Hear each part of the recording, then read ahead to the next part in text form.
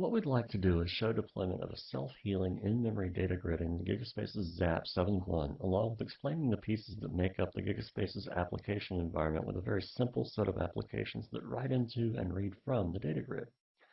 We're going to use two commands to get started. One is the GSUI, which gives us a view into our grid. The other is the GS agent. The GS agent makes services available to a grid. By default, it starts up three different types of services. One service is the lookup service. This provides auto-discovery services to the grid through multicast. Unicast is also supported, of course. The second service is the Gigaspace Container, or GSC, which actually provides the implementation of the data grid. This would be an analog to a servlet container for J2EE, and that can host a number of applications or grids in various roles, backup or primary. Another service is the Gigaspace's Manager, the GSM, which provides the command and control of the grid. The GSM keeps track of the various GSCs, routing data and electing the GSCs into primary or backup roles at need. So here we've started up the GS agent with 8 GSCs. The default is 2. If we look at the GSUI, we can see all 8 GSCs. They happen to have come up in order, which is pretty unusual. We see our GSM here, along with our logs and our lookup service. So what we're going to do is deploy an in-memory data grid. Now, one thing I should point out here, we've all got one host. This is actually pretty unusual. Normally you'd have multiple hosts, and we could start up other hosts, and they'd all be listed here, and this one user interface could actually see the entire grid. So this is actually a very useful utility, and there is a web form of this as well. So deploying an in-memory data grid, we're going to just create something originally called example. We're going to set up a partition space with 2 primaries and 1 backup each, which means the data will be routed between the 2 primaries and then backed up to the backup so we don't lose any data.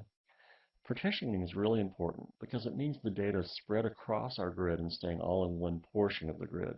It's less efficient than allowing the system to locate everything itself, because ordinarily it would fill one up and then roll over to the other.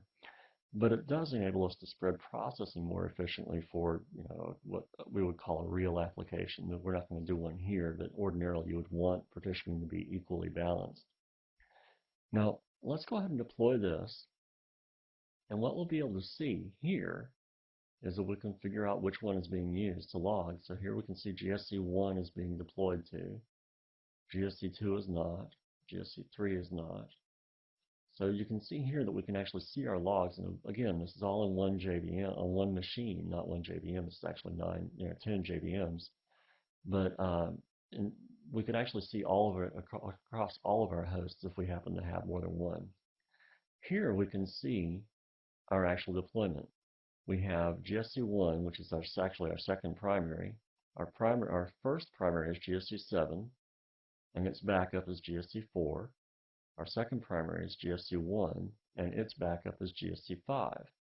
If we come over here, we can actually see all of this laid out. Here it doesn't give us our machine topology because it's not important, but here we can actually see our entire grid as a single unit, as well as looking at the backup and the containers and things like that and the relationships between them. So let's take a look at our application. It's actually very simple. All it does is write a user POJO into the space. And we've actually used some annotations on the POJO to force routing the way that we want it to be, which is done right here. This will actually do a natural routing on a field. We don't have to use any of these annotations. They're entirely optional. We could get by with letting the system do its own routing, like we said, but we wanted to kind of give it a few hints to say use this to route, so we have natural balancing to show off our application a little bit better. The GSUtil, we're using this just to get the space. We could use Spring for this. In fact, that's the preferred method. But here I just wanted to do it declaratively and without having the Spring dependency. So our first application actually acquires the space, then writes in 5,000 records. This is just a matter of populating the records and doing a space.write once we have our space here. We're just doing a space write, and then we're having a small delay, and then we're showing how many records we've got, so we have some idea of processing time. The delay here is obviously not required. In fact, this is very poor code. Ordinarily, we'd use multiple threads, we'd probably do an async write in the first place. So this could actually run in the time that it takes for me to tell you it's running. This could actually have finished. This URL is actually kind of neat. What we're doing here is we're telling it to use the Jenny protocol. We're telling it to use any host, any container, and then the space name here. So if we look back at our GSUI, you see that we have the example space. So we have, really one host, but we have all of these different containers, and the containers are named example.1, example.2, et cetera, et cetera, et cetera. We aren't using that because we don't, really want to. We want to let the system determine where to write everything itself. So let's go ahead and run this thing once just to see what happens. So here it's acquiring the space and it's running the log.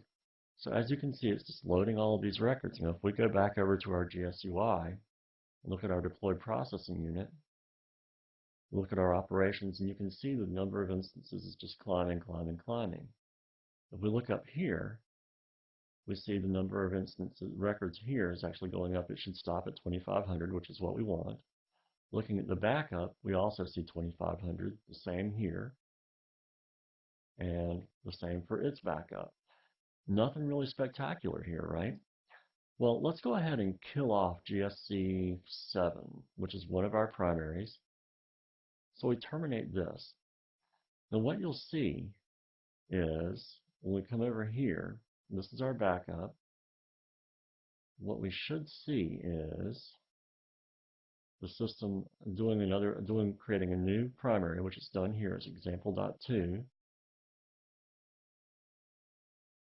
And so now we have another set we haven't lost anything really is what's happened. We've deployed over, it's automatically done a failover, it's copied across all of the data. We have a self-healing system. Even though we killed one of the grids just out of the blue, one of the containers, it just automatically replicated over and saved all of our data. Now we can even do this while we're running, but let's go ahead and show the read first. So our read is an exact analog. We basically get the space with the same code we had before. We're actually building a list of integers. We're actually going to pull everything randomly rather than sequentially. So we're building a list of integers, shuffling the list, and then pulling them out. We maintain a separate count because obviously this index can't tell us how many we've gone through. Gigaspaces uses by default a query by example mechanism. We can use a SQL-like query. There are a number of different ways we can pull data out, but this is simply one of them that allows us to pull data by key. We use a take if exists, so if something shouldn't happen to be in the space, we don't block or wait for it. We just go ahead and cruise through. So the one thing about this is a destructive read. So when we're done with this code, the space will be empty, provided we've read all of our records. So let's go ahead and run this. What we're going to do is after we show this, we're actually going to go back and rerun the load and delete data as we go. You can see here what's happening is we're pulling real data back out. This is the data that looks like it would have had we written it in. It's kind of funny URLs here, but I think that's okay for an example. So you can see how the data came back out. Again, it was kind of slow because we're single-threaded and we're pulling data out like this. Now, let's go back to our UI and figure out which host we want, which container we want to kill next. We're going to kill GSC4 next. So let's rerun our load. And we're going to kill GSC4 as we're loading. So here we're running. Let's go back to it and make sure we're actually doing it. Okay, we better hurry here. Now we terminate. Now we come over here, and we see here that the system has automatically detected that something's going on, so it's retrying. It normally takes about 6 to 8 seconds to actually do the promotion and re-election and resynchronization. You can tune this, but that's the default, which is usually good enough for a lot of grids. So now if we look back over here, we haven't lost anything. We've still got our 2,500 records in every one of our systems. So we've seen a self-healing system. Now it can do the same thing for a read.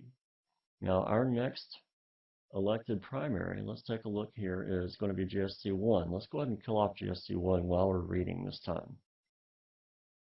So we come over here. We run the read. Now we're running the actual application. Let's terminate this one. We go back to our console here, and we can see, again, it's still trying to talk to that original space.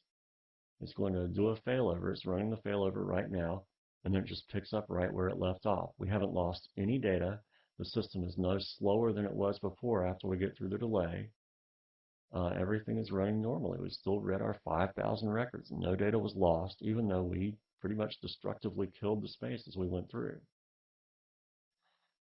So what we have seen is a deployment and a use of a self-healing in-memory data grid with a very simple application using a POJO. Future screencasts will show how to do event notification and scaling, really horizontally to handle as much load as we want to throw on the system. Thank you very much.